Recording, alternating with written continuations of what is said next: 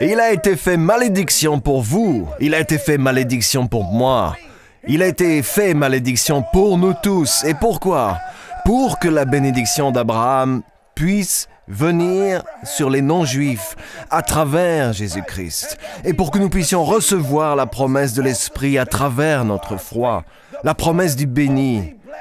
Dieu lui-même en nous. Dieu lui-même sur nous. Dieu lui-même autour de nous. Dieu lui-même qui se répand avec nous.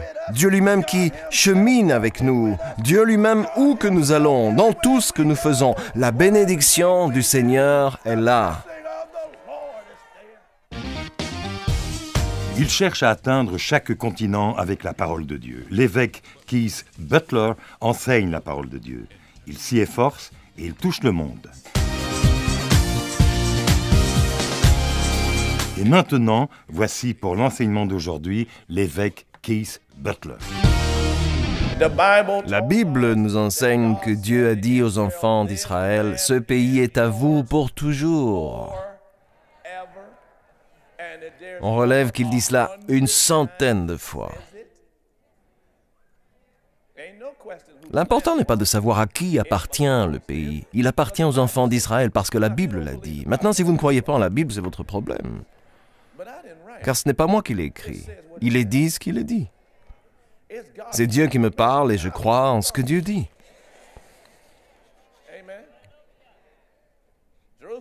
Jérusalem est la capitale d'Israël depuis 3500 ans et non depuis 100 ans. 3500 ans. Vous m'écoutez? Que s'est-il passé? Eh bien, on parle de bénir ceux qui vous bénissent et de maudire ceux qui vous maudissent. En ce jour du 14 mai 1948, où Israël s'est déclaré une nation et où les États-Unis sous Harry Truman ont déclaré, et nous étions la première nation à le faire, nous vous reconnaissons en tant que pays. Ce jour-là, la bénédiction du Seigneur est venue sur nous. Et 5 armées arabes ont attaqué Israël le jour de cette déclaration. 5.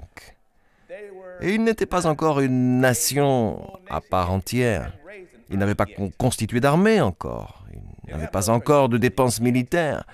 Ils n'avaient pas encore de chars d'assaut, d'avions et tout ça. C'était des éleveurs de bétail, des fermiers, des paysans avec des vieux fusils. 5 armées sont arrivées contre eux et les armées ont été vaincues.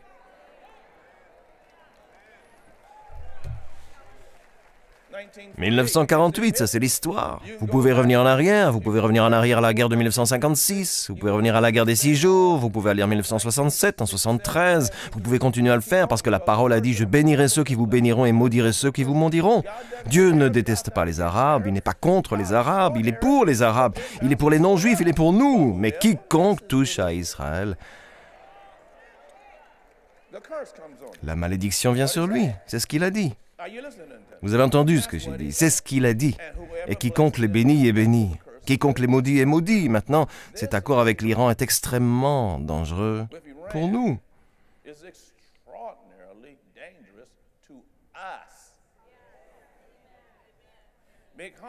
Parce que l'accord dit que cela tolérera l'ennemi juré d'Israël, qui a déclaré qu'il les rayera de la carte. Ils ont déclaré qu'ils les rayeront de la carte. Et nous avons donné notre accord.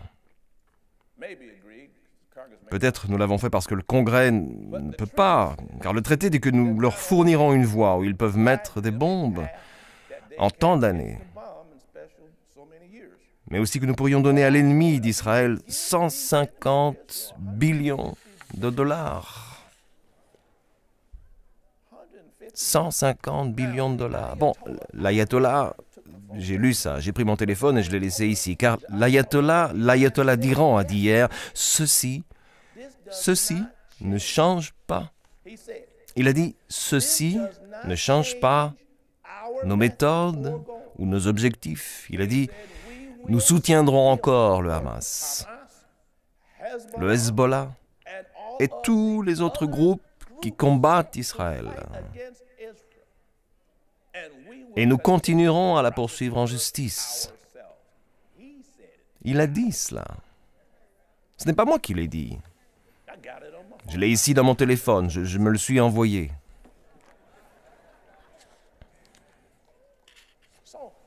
Donc, par cet accord financier,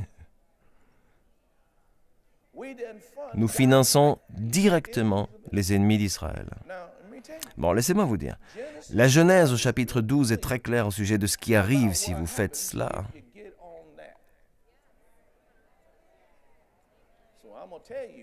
Je vais donc vous inciter à prier pour le dirigeant à chaque niveau des États-Unis. Priez pour qu'ils ouvrent les yeux, réalisent et rejettent une telle alliance. C'est pour notre autoprotection, pour votre autoprotection. Prions, Seigneur.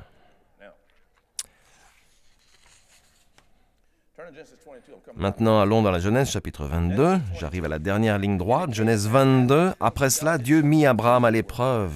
Dieu l'a testé, mis à l'épreuve. Le terme en réalité est mis à l'épreuve en hébreu. Il lui dit à Abraham, celui-ci répondit, me voici. Dieu dit, prends ton fils unique, celui que tu aimes, Isaac, va au pays du Moria, et là, offre-le en holocauste sur l'une des montagnes que je t'indiquerai. Dieu avait convenu au chapitre 17 d'une alliance de bénédiction avec Abraham. Il lui a dit que la lignée de la bénédiction viendrait d'abord à travers Isaac. Vous voyez, la raison pour laquelle Israël a été persécuté, et l'est encore de nos jours, c'est que Dieu les a choisis comme vecteurs pour apporter la bénédiction du Seigneur au reste du monde. C'est pourquoi Satan frappe, ne peut supporter ça, qu'il tente de les tuer depuis lors. Ce que je veux dire, c'est ce dont on a parlé dans la Genèse au verset 3 du chapitre 12 vaut pour la Deuxième Guerre mondiale. Je vais vous dire ce qui s'est passé pendant la Deuxième Guerre mondiale. Pendant la Deuxième Guerre mondiale, Hitler a écrit son histoire Mein Kampf, où il dit de manière anticipative au monde ce qu'il va faire. Et personne ne l'a cru. Mais il a écrit ça pendant qu'il était en prison. Et il l'a fait publier. Il est devenu chancelier d'Allemagne. Et la première chose qu'ils ont faite a été, parce que dans Mein Kampf, il a dit ce qu'il allait faire aux Juifs. Et lorsqu'il est devenu chancelier d'Allemagne, la première chose qu'ils ont faite a été d'imposer le boycott des entreprises juives. C'est la première chose qu'il a faite. Aujourd'hui, il y a un mouvement qui se met en place dans les campus universitaires aux États-Unis pour boycotter économiquement le monde des affaires juifs. C'est ça qu'a fait le Troisième Reich. La même chose, mais laissez-moi vous dire, laissez-moi vous raconter la fin de l'histoire. Satan nourrit toujours son mensonge de cela. Ce qu'Hitler a dit, c'était la même chose que lors de l'Inquisition espagnole avant ça. Et ce fut le cas au cours de l'histoire, avec les allégations de sacrifices humains. Les Juifs allaient tuer vos enfants, boire votre sang, ce sont tous des voleurs, des cambrioleurs, des meurtriers, ils valent moins que des humains. L'islam dit que ce sont des singes, ok, des sous-humains. C'est ce que l'islam dit à leur sujet. Il les acclame ainsi de mensonges, dans le but de les déshumaniser, de pouvoir les attaquer en toute impunité.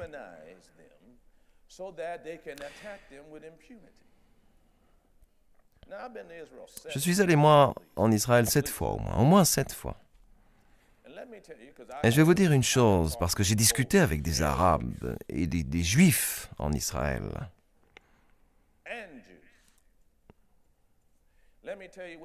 Je vais vous dire ce que les Arabes israéliens disent. Ils sont Arabes, ils aiment Israël. Et ils veulent rester là-bas. Ils ne veulent pas partir. Ils ne veulent pas que ça change. Pourquoi? Parce qu'ils ont la liberté de vote. Ils n'ont pas ce droit dans les 22 autres nations arabes. Ils ont le droit d'autoprotection, le droit de propriété.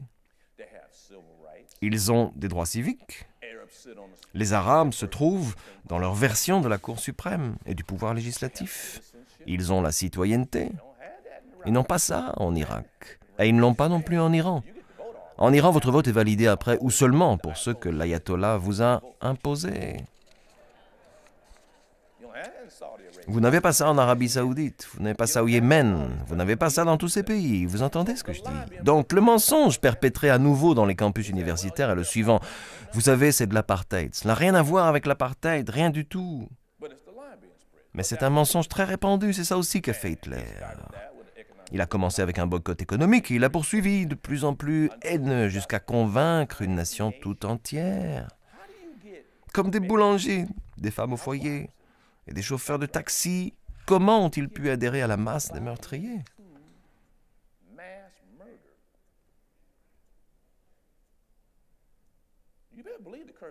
Vous feriez mieux de croire que la malédiction est arrivée. Savez-vous combien de personnes sont mortes pendant la Deuxième Guerre mondiale? 60 millions. C'est la mort. Et il ne s'agit pas simplement de blessés ou de personnes déplacées. Toute l'Europe a été détruite. Mais que s'est-il passé pour l'Église? Qu'est-ce que l'Église d'Europe a fait lorsque ces Juifs ont été persécutés? Souvenez-vous du chapitre 12 de la Genèse au verset 3. Je vous ai dit de vous en souvenir, d'accord? Qu'a donc fait l'Église d'Europe? L'Église d'Europe est restée silencieuse. Ce n'est pas nous qui sommes passés à tabac. Ce ne sont pas nos affaires. L'Église d'Europe a donc gardé le silence. Et l'Église en Europe n'a pas aidé les Juifs.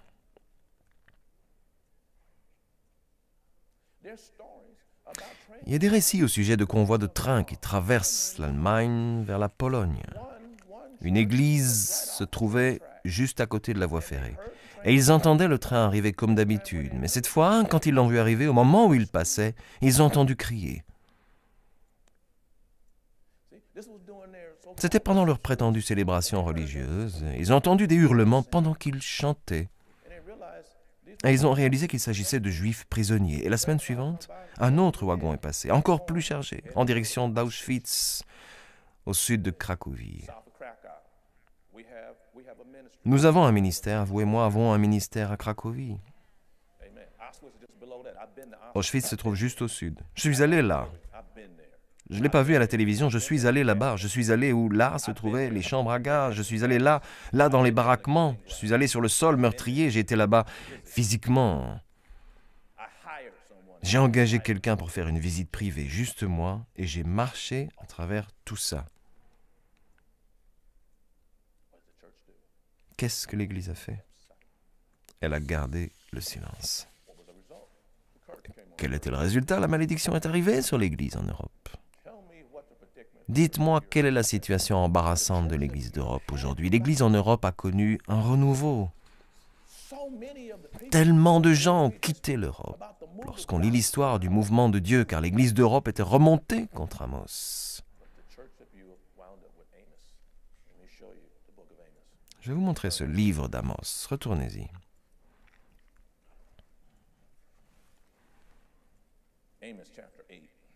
Amos chapitre 8. J'en arrive à la conclusion. Sans ma petite fille dans la salle, j'y serais déjà. Mais je suis sur le point de conclure. J'approche du terme. Amos chapitre 8, verset 11.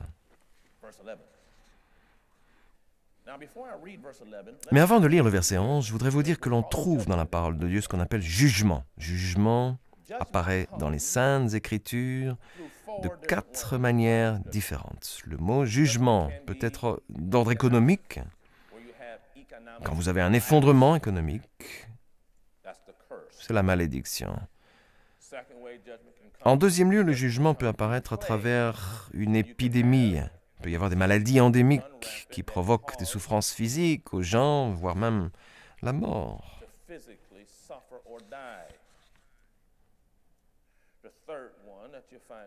Le troisième contexte dans lequel vous le trouvez dans les Saintes Écritures est d'ordre militaire. Je le nomme militaire. Ça veut dire qu'il peut y avoir une invasion ou une attaque réussie de vos ennemis contre vous.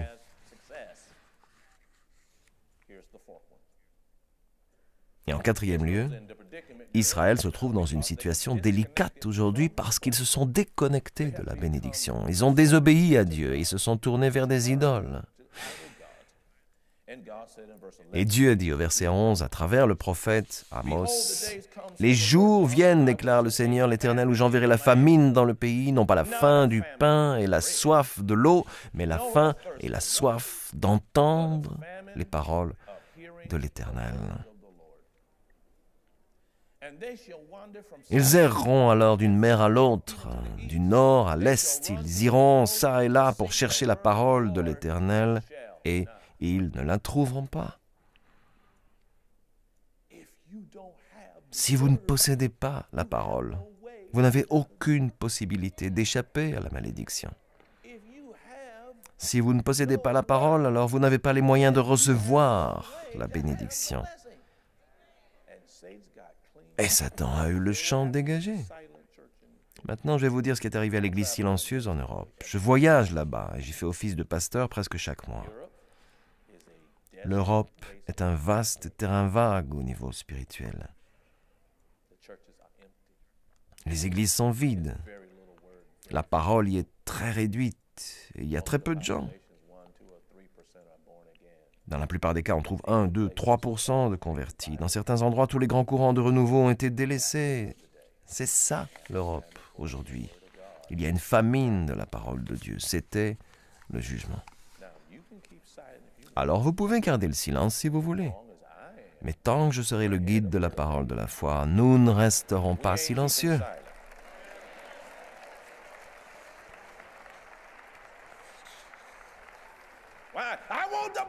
Pourquoi? Je veux que la bénédiction du Seigneur soit sur vous. Je veux qu'elle vienne sur votre famille. Je veux qu'elle vienne sur vos enfants, sur vos petits-enfants. Et je veux qu'elle soit sur cet endroit.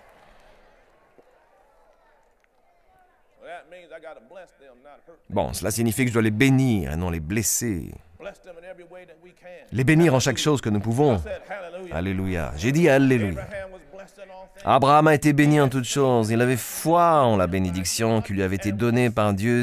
Il est resté fidèle vis-à-vis de la bénédiction. Genèse chapitre 22, c'est presque fini. Presque. Alléluia. Quelqu'un a-t-il compris quelque chose de tout ceci? Quelqu'un a-t-il compris quelque chose?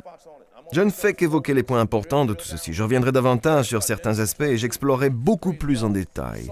Prions le Seigneur. Genèse chapitre 22. Nous allons donc lire ici ce qu'Abraham a fait. Au verset 14, il donna à cet endroit le nom de... Il a fait monter son fils là. Vous savez ce qui s'est passé. Il s'apprêtait à enfoncer ce couteau dans son fils. L'Épître aux Hébreux, chapitre 11, verset 19, nous décrit ce qu'Abraham pensait. Il savait que la bénédiction du Seigneur était sur lui. Il savait que la bénédiction était sur Isaac. Il savait ce que Dieu avait dit dans le chapitre 12 de la Genèse, que la terre entière ne pouvait être bénie si Isaac était mort. Mais le Seigneur, se disait-il, lui avait dit de sacrifier la vie d'Isaac. Hébreux, chapitre 11, verset 19, nous raconte ce qu'il pensait. Il y est dit qu'il était sur la montagne. Il a vu une apparition d'Isaac. Autrement dit, il l'a vu ressusciter. Il croyait tellement à la bénédiction du Seigneur qu'il a vu quelque chose qu'aucun homme n'avait vu auparavant.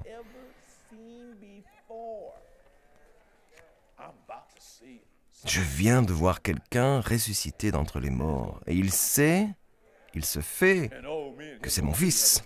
Et oh, lui et moi, on en aura vraiment le témoignage après ça. Grâce à sa foi en la bénédiction, il était tellement connecté à la bénédiction du Seigneur qu'il n'imagine même pas perdre.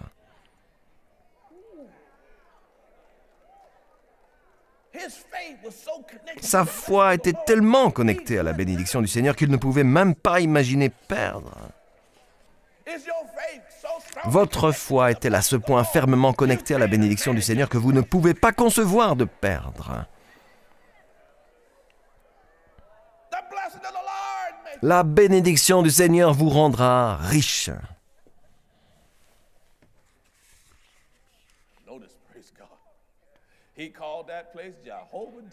Abraham donna à cet endroit le nom de Yahvé-Jiré. C'est pourquoi l'on dit aujourd'hui, à la montagne de l'Éternel il sera pourvu, verset 16. Il dit, je le jure par moi-même, déclaration de l'Éternel, parce que tu as fait cela et que tu n'as pas refusé ton fils unique, je te bénirai.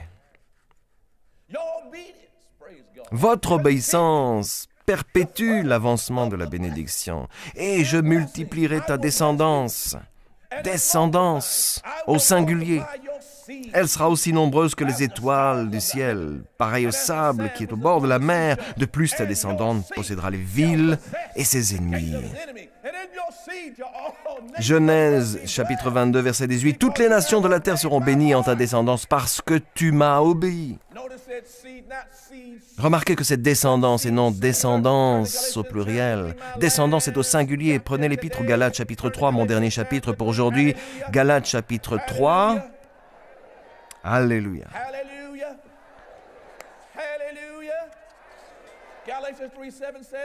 Galates chapitre 3 dit « Reconnaissez donc que ce sont eux qui ont la foi. » Quelqu'un a-t-il la foi ici? Ceux qui ont la foi, qui sont de la descendance, qui sont les fils d'Abraham. Les enfants d'Abraham ont la bénédiction sur eux. Cette bénédiction leur permet d'être bénis en ville, et bénis à la campagne, et bénis au magasin, et bénis en entrant, et bénis en sortant. Le Seigneur ordonnera que les bénédictions soient sur eux dans leur magasin.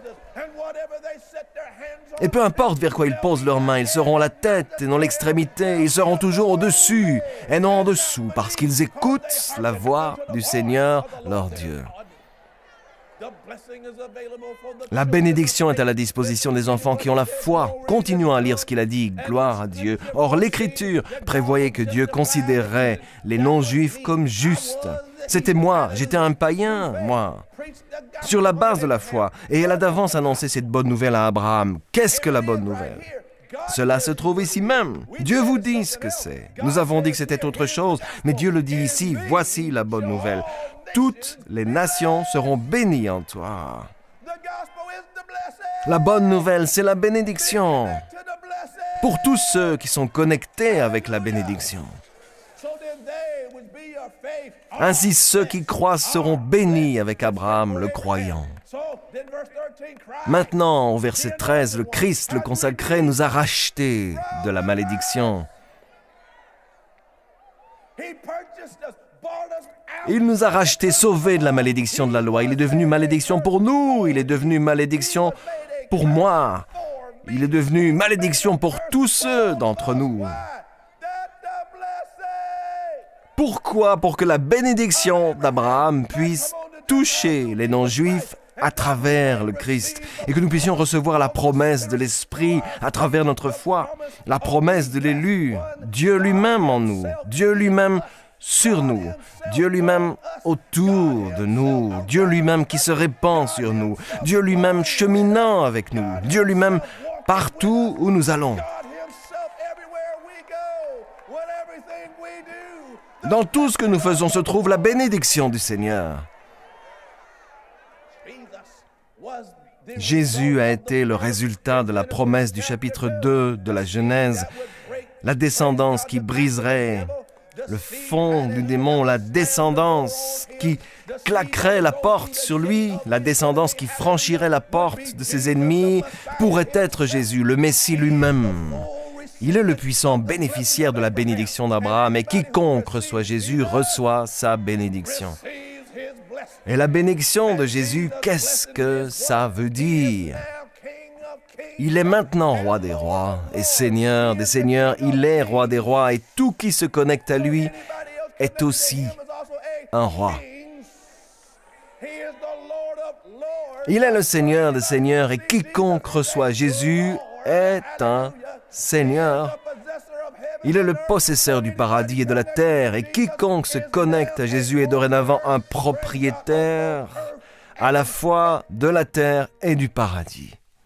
Prions, Seigneur. Vous voyez, la prière est particulièrement efficace quand vous reconnaissez Jésus-Christ comme votre Seigneur et votre Sauveur. Les Saintes Écritures disent que Dieu nous a tant aimés qu'il a donné son Fils unique. Et vous vous demandez, comment puis-je me joindre à lui? Comment puis-je renaître? Comment puis-je me régénérer? Eh bien, tout ce que vous devez faire, c'est prier avec moi. La Bible dit dans l'Épître aux Romains, chapitre 10, verset 9, « Si de ta bouche tu confesses que Jésus est Seigneur, et si dans ton cœur tu crois que Dieu l'a ressuscité des morts, tu seras sauvé. » Le verset suivant dit, « En effet, croire dans son cœur conduit à la justice, et confesser de sa bouche conduit au salut. Et enfin, il dit au verset 13, « En effet, quiconque invoquera le nom du Seigneur sera sauvé. » Priez maintenant avec moi. C'est bien, penchez la tête. Et priez bien fort de tout votre cœur avec moi, cher Père Céleste. C'est ça. Maintenant, priez avec moi, cher Père Céleste, au nom de Jésus. Je crois que Jésus-Christ est le Fils de Dieu,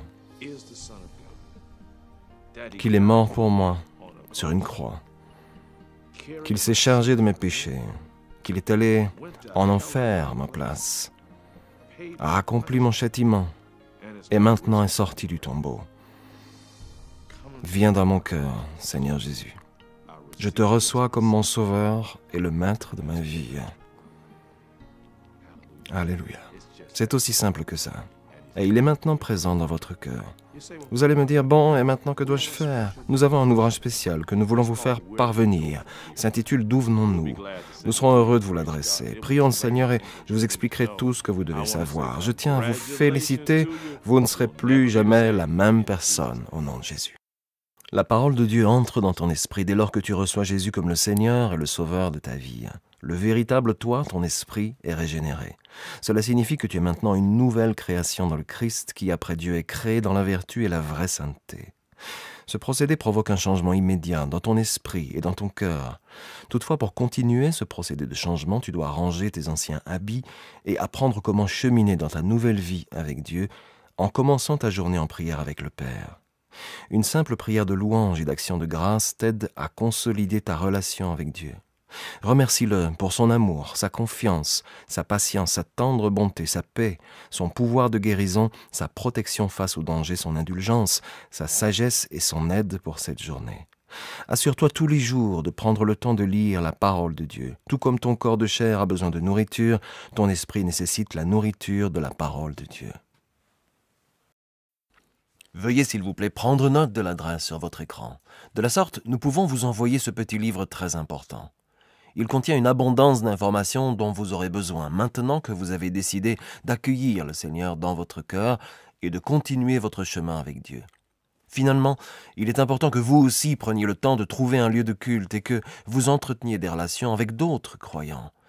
Nous prions pour vous, afin que le Dieu de notre Seigneur Jésus-Christ, le Dieu de gloire, puisse vous donner l'esprit de sagesse et de révélation dans la connaissance de lui.